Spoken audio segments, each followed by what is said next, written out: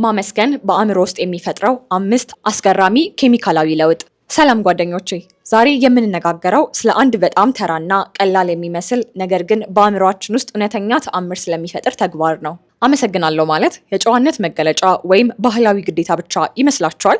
ከሆነ ተሳስታችኋል።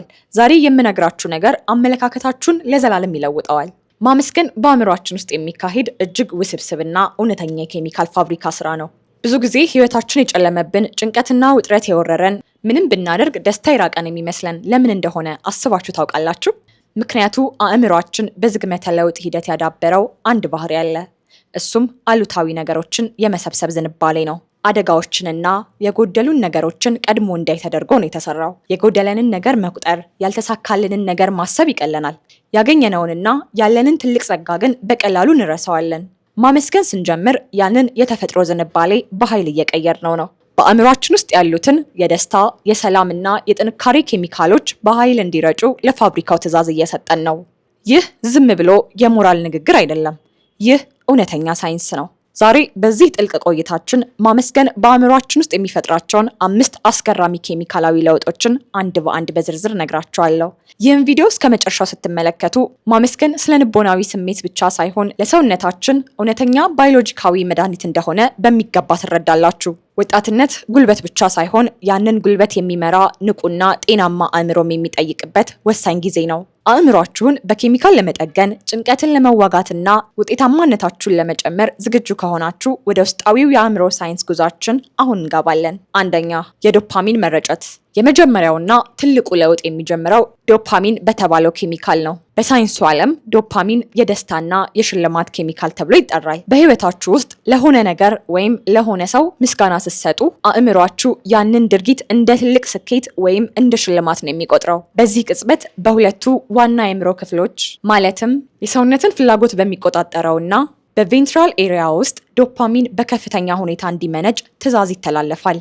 ይህም ደግሞ አእምሯችሁ ጥሩ ነገር ተፈጥሯል፣ ይህን ነገር ደግመህ አድርገው እንዲል ያደርገዋል። ዶፓሚን በደም ውስጥ ሲረጭ ውጤቱ ፈጣን ነው። ይበልጥ ንቁ ትሆናላችሁ። የመስራት ፍላጎታችሁ ወይም ሞቲቬሽን በከፍተኛ ሁኔታ ይጨምራል። እናም ውስጣዊ እርካታ ይሰማችኋል። ብዙ ጊዜ ወጣቶች ለስራ መነሳሳት ሲያጡ የኃይል ሰጪ መጠጦችን ወይም ኢነርጂ ድሪንክስ ይፈልጋሉ። ነገር ግን ማመስገን ምንም አይነት የጎንዮሽ ጉዳት የሌለው አእምሯችሁ በራሱ የሚያመርተው ተፈጥሯዊ ኃይል ሰጪ ነው። ማመስገን ሱስ የሚሆንባችሁ ብቸኛው ጤናማ ሱስ ነው። ሁለተኛ፣ የሴሮቶኒን ሚዛን። ሁለተኛው ኬሚካል ሴሮቶኒን ይባላል። ይህ ኬሚካል የስሜታችን ሚዛን ጠባቂ ወይም ሰላም አስከባሪ ነው።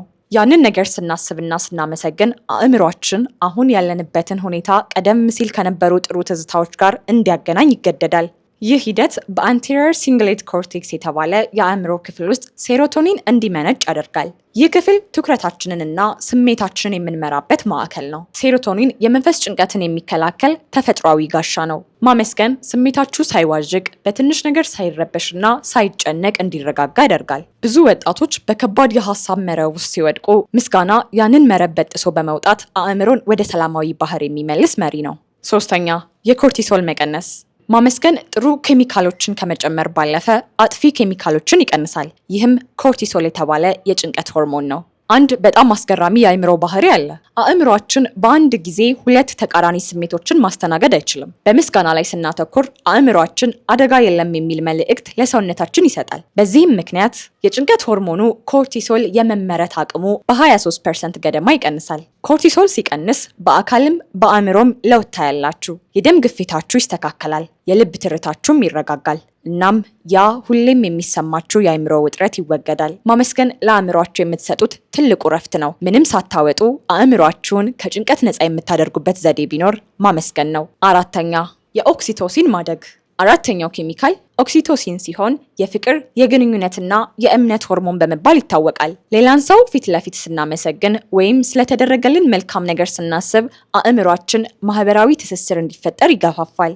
ይህ ስሜት ኦክሲቶሲን እንዲረጭ ያደርጋል። ይህ ኬሚካል በሰዎች መካከል ያለውን የመተማመንን ግንብ ይገነባል። ኦክሲቶሲን ሰዎች እንድናምን፣ እንድንዋደድና ጠንካራ የማህበራዊ ግንኙነት እንዲኖረን ያደርጋል። የብቸኝነት ስሜትና ከሰው የመገለል ስሜት የሚሰማችሁ ከሆነ ማመስገን ከሌሎች ጋር የምትገናኙበት ትልቁ ድልድይ ነው። ስታመሰግኑ እናንተ ብቻ አይደላችሁም ደስ የሚላችሁ፣ የምታመሰግኑት ሰው አእምሮ ውስጥም ተመሳሳይ የኬሚካል ለውጥ ትፈጥራላችሁ። 5ኛ ኒውሮፕላስቲሲቲ። በመጨረሻም ማመስገን የአእምሯችንን ቅርጽና ሽቦ ይቀይረዋል።